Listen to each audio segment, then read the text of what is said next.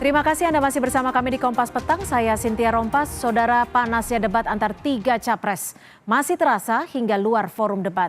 Capres nomor 2 Prabowo Subianto angkat bicara soal nilai 11 dari 100 yang diberikan capres nomor urut 1 Anies Baswedan untuknya. Prabowo bilang tidak peduli dengan nilai 11 dari 100 yang diberikan Anies dalam debat capres hari Minggu lalu. Kata Prabowo, yang menilai kinerjanya bukan Anies melainkan rakyat. Balasan Prabowo atas skor penilaian kinerja Kementerian Pertahanan dari Anies disampaikan Prabowo saat safari politik di Palembang. Sudah 2 kali Prabowo merespon nilai 11 dari Anies, setelah sebelumnya memberi tanggapan serupa saat berada di Jambi. Ada yang mau kasih saya nilai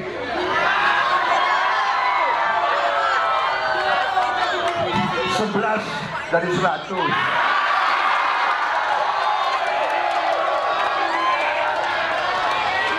Saya sebagai anak Betawi, saya jawab, emang gue pikirin.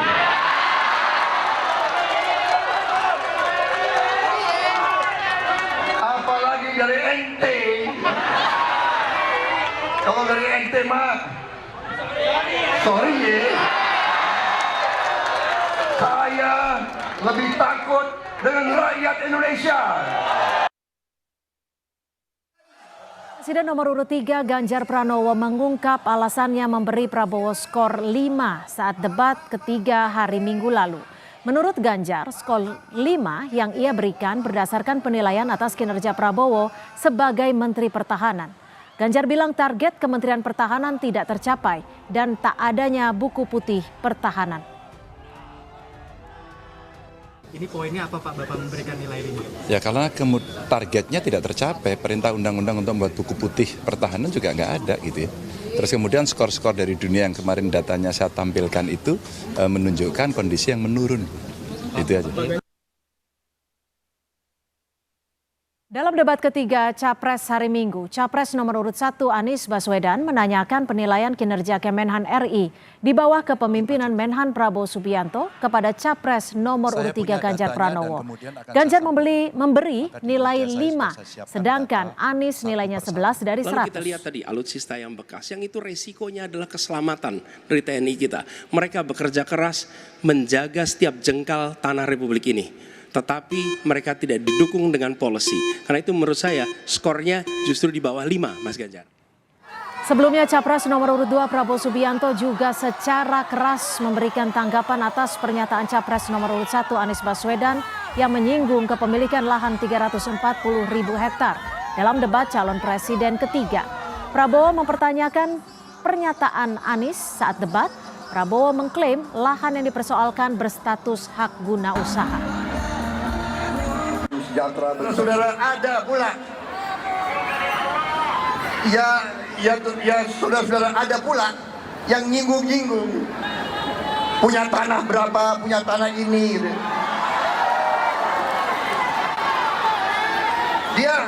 Dia pinter atau goblok sih?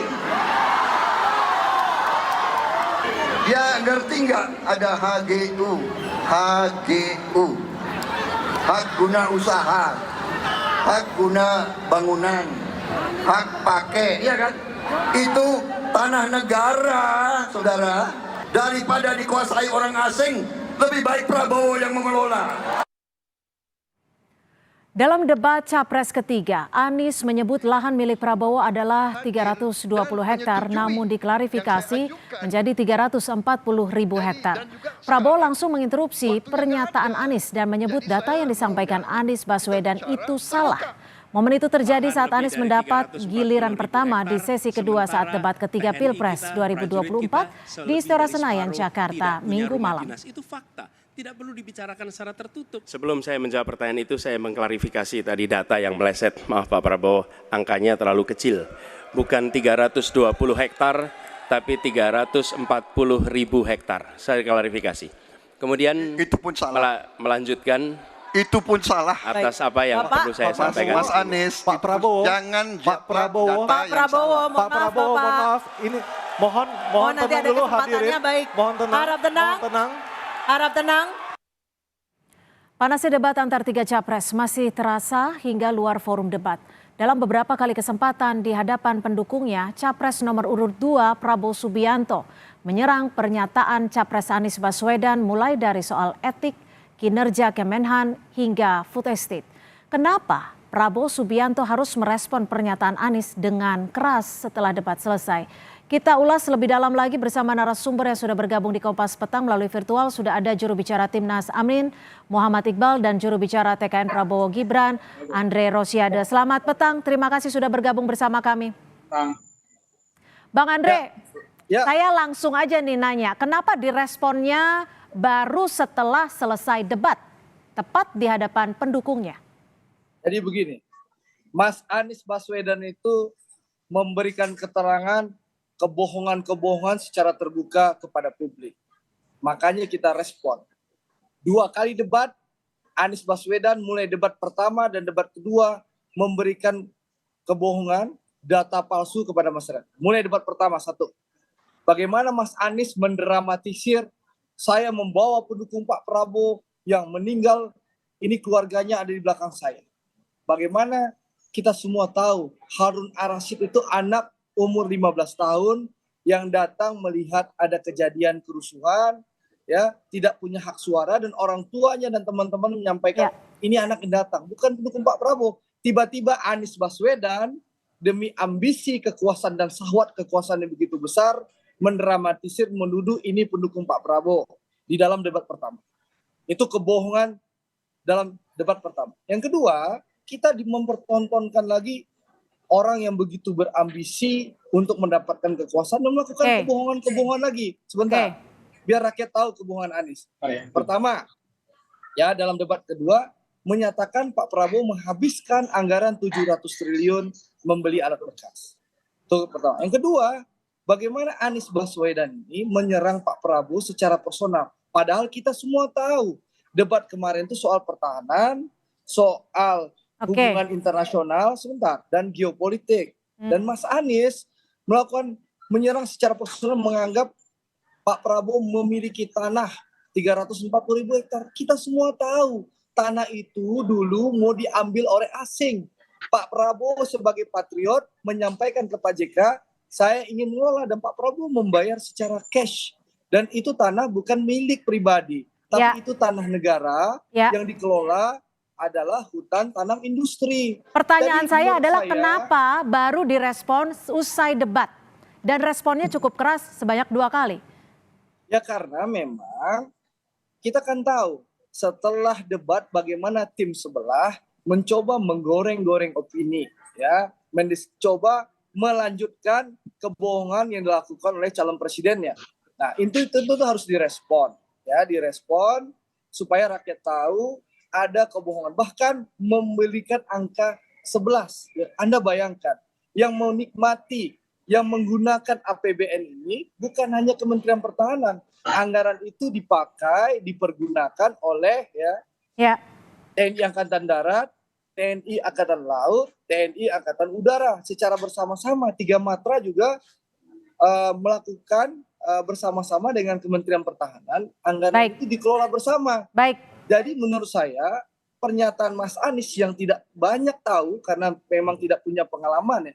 Pak Prabowo ini punya pengalaman tempur, ya, mempertaruhkan nyawanya, jadi sangat tahu kebutuhan TNI, dan tidak mungkin orang yang mempertaruhkan jiwa dan negaranya mau, ya, mengorbankan prajuritnya. Baik, kami sudah tangkap. Dengan orang yang hanya pandai mengungkap kata-kata manis, janji-janji angin palsu, dan janji-janji angin sorga. Nah, ini yang perlu diluruskan. Kebohongan, menuduh anggaran 700 triliun pakai beli barang bekas, lalu menyerang secara personal. Dinilai menyerang secara personal. Baik. Dan bicara soal etika terakhir, ya, sebelum Iqbal jawab. Kita semua tahu, ya, rakyat Indonesia tahu Anies Baswedan ini dibesarkan oleh Prabowo Subianto, bisa jadi orang hebat calon presiden saat ini. Salah satunya ada perannya Pak Prabowo.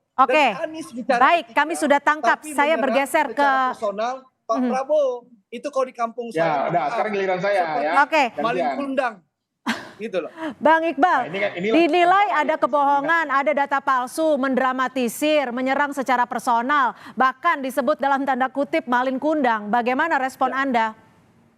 Ya ini memang Andre ini cocok banget, persis kayak Pak Prabowo, emosional, ya, egois, arogan, ya, nggak ngasih kesempatan orang ngomong, ya. Loh, Jadi memang mohon maaf, yang kita kita kan sampaikan gantian. adalah Ditahan dulu, Bang Andre. Anda menyerang. Bang Andre ditahan, silakan, Mas Iqbal. sekarang giliran saya, ya. Anda harus belajar dari negarawan. Orang kalau negarawan itu habis debat, ya udah selesai, salaman, cipika-cipiki, ya.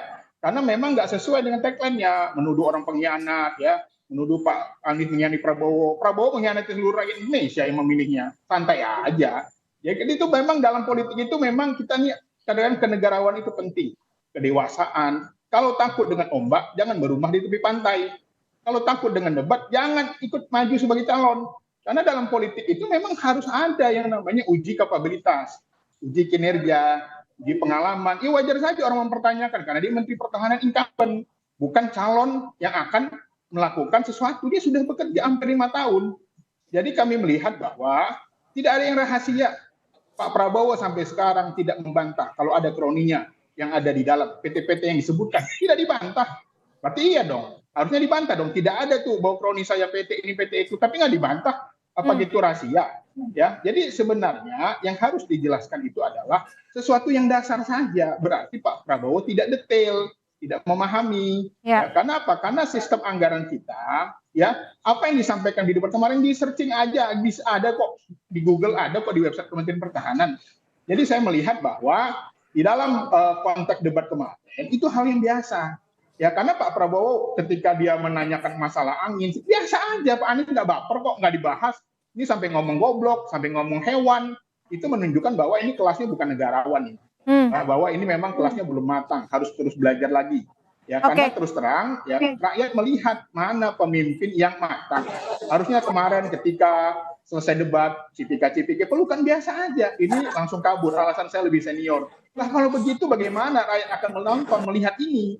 Ya, bahwa sebenarnya kecerdasan emosi, kematangan emosi itu sangat penting bagi seorang pemimpin. Dan kami melihat bahwa perdebatan-perdebatan kemarin sangat ilmiah. Memang pada faktanya indeks pertahanan kita menurun, ya dari targetnya 79 hanya dapat 64 atau 65. Itu faktanya ada, data-datanya ada yang disampaikan Mas Ganjar. Dan yang menyampaikan ini dua kubu, bukan hanya satu kubu, bukan hanya Anies saja. Mas Ganjar juga memberi nilai 5. Ya, jadi ini bukan sesuatu yang serius secara emosional. Tetapi kami melihat ini adalah bagian dari dinamika perdebatan, ya. Dan tentu saja saya melihat bahwa dalam konteks perdebatan ini kemarin Pak Prabowo nggak bisa menjawab. Oke, Bang Andre, dinilai bahwa Pak Prabowo takut debat. Kenapa tidak dibantah saat debat? Lalu kenapa saat ini Pak Prabowo pernyataannya begitu keras? Apakah memang Anies dinilai sebagai lawan terberatnya? Pertama saya ingin meluruskan dulu. Saya tadi diberikan kesempatan bicara, baru saudara Iqbal bicara. Tapi saudara Iqbal ini ya menuduh saya arogan, padahal masih hak saya bicara. Moderator belum memberikan, ini kan tuduhan yang serius. Ini belum berkuasa saja, sudah begitu otoriter menuduh orang arogan. Mengerikan memang Anda kalau bisa diberikan kekuasaan, dahsyat benar. Satu ya. Yang kedua, saya ingin sampaikan sekali lagi ya Pak Prabowo sudah dengan jelas bahwa kita adu program soal pertahanan, ya. Yang permasalahannya kan masalah ini muncul karena memang Anies Baswedan melakukan penipuan, memberikan data-data palsu, data-data hoax dalam debat, ya. Dan itu disebarkan kepada seluruh rakyat Indonesia. Kebohongan-kebohongan Harusnya dibantah kemarin dong. Harusnya dibantah kemarin gantian dong. dulu Anda tadi. Nggak ada, masa Anda keliru dibiarin. Gantian Anda dong keliru bicara. dibiarin. Masa orang keliru salah sesat dibiarin. Oke, data hoaxnya data hoax seperti apa, Bang Andre? Apa? Data hoaxnya seperti apa? Anies Baswedan menuduh Pak Prabowo menggunakan APBN 700 triliun membeli barang bekas. Ini kan kebohongan yang luar biasa. Itu sangat bengis, sangat kejam yang dilakukan oleh Anies Baswedan. Dalam debat, ini penipuan dan kekejaman Anies memberikan data palsu di dalam debat. Yang kedua, Mas Anies bayangkan ya menuduh Pak Prabowo punya tanah ya Ini kan nggak ada urusan. Ini kita tidak bicara reformasi agraria, kita tidak bicara konteks pertanahan, kita bicara konteks pertahanan. Tapi Anies Baswedan, ya, orang yang dibesarkan oleh Pak Prabowo, menyerang secara personal Pak Prabowo. Ini kan, mohon maaf, ini budaya politik maling kundang ini dahsyat. Tapi kan disebut bahwa data-data itu sudah akurat menurut tim Anies. Data yang mana, Mbak? Oke, Itu silakan bukan dijawab tanah, kalau gitu, ini bukan Mas Iqbal. tanah Mas Iqbal, yang silakan. dimiliki oleh Pak Prabowo. Ya, jadi gini, Silakan. sekarang giliran saya. Jadi gini, kalau Anda mengatakan bahwa Anies adalah bohong, tidak paham, berarti Anda menuduh Pak Jokowi di 2009 bersama. Karena Pak Jokowi yang pertama kali mengungkap itu, dan sampai sekarang Pak Prabowo nggak membantah. Harusnya bantahan itu dilakukan ketika debat. Itu jangan main di belakang. Ini ketika debat, diem, tapi di belakang berkuar-kuar, nuduh orang goblok. Nggak benar, ini menurut saya, ini menunjukkan bahwa tidak siap menjadi pemimpin nasional, pemimpin bangsa. Harusnya yang dilakukan dijawab di situ. Kalau memang salah, mohon maaf Anies, ini salah. 700 triliun itu tidak hanya barang bekas, ada juga barang baru, kan selesai, fine. Namanya orang menyampaikan sesuatu yang dia tahu, lalu tinggal diklarifikasi. Oke, coba kita tanya, kenapa Bang Andre, kenapa saat itu tidak dijelaskan saat debat? Ya, Pak Prabowo kan sudah menjelaskan bahwa saya siap menjelaskan detail. Dari waktu 1 menit, Pak Prabowo bisa menjelaskan secara detail penggunaan anggaran itu. Dan soal keterlibatan orang-orang Pak Prabowo kan jelas. Pak Prabowo menjelaskan itu, data itu tidak benar. Ya, kalau memang ada keterlibatan orang-orang Pak Prabowo melakukan korupsi atau permainan, tentu KPK sudah masuk ke Kementerian Pertahanan. Seperti KPK menangkap waktu itu Presiden PKS Lutfi Hasan Ishak ikut korupsi, tapi gitu loh. Baik. Di Kementerian Pertanian. Itu contoh loh, fakta loh. Baik, terakhir respon dari Mas Iqbal, terakhir singkat, waktu kita sudah habis. Kementerian, dulu waktu itu PKS tidak bisa menerima kekalahan ditangkaplah Presiden PKS karena terlibat ketika korupsi. dia mengeksploitasi pelacur di Padang, itu harusnya lebih parah itu. Terlibat, Ya, ketika Anda juga. mengeksploitasi Baik. pelacur di Padang, gitu loh. Baik, ditahan dulu Bang Andre, silakan Mas Iqbal, terakhir pernyataan dari Anda.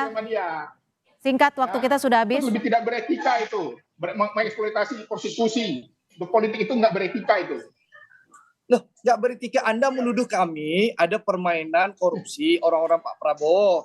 Tentu aparat penegak hukum bisa masuk ke permainan seperti yang dilakukan oleh KPK menangkap Presiden PKS Lutfi Hasan Ishak. Kemarin Prabowo tidak membantah. Dari Kementerian Pertanian, gitu loh. Prabowo tidak membantah. Kalau ada korupsi melibatkan orang dekat menteri. Makanya itu contoh, etika ini itu fakta. penting, ya. Jangan sampai juga prostitusi pelacur dieksploitasi untuk kepentingan politik Andre. Itu contoh nggak beretika itu. Baik. Ya, contoh nggak beretika. Baik, kami sudah tangkap informasinya. Nanti kami akan coba membuka ruang yang lebih luas dan juga waktu yang lebih banyak. Terima kasih sekali lagi. Persepsi dan perspektifnya juru bicara Timnas Amin Muhammad Iqbal dan juga juru bicara TKN Prabowo Gibran Bang Andre Rosiade sudah bergabung bersama kami di Kompas Petang.